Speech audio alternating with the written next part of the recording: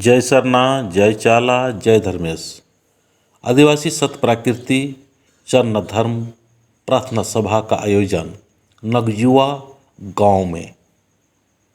आपका हार्दिक हार्दिक अभिनंदन है। आप सभी लोग अपने अपने भजन मंडली और सुविचार के साथ में कल 12/9/2021 को होने जा रहा है।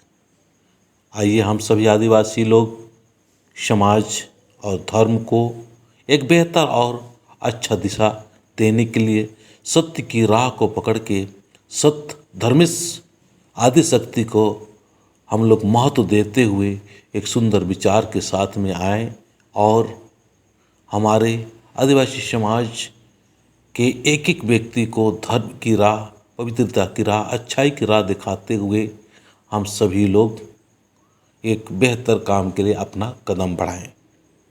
आप सभी लोग जरूर से जरूर आने का प्रयास करें। जय सरना।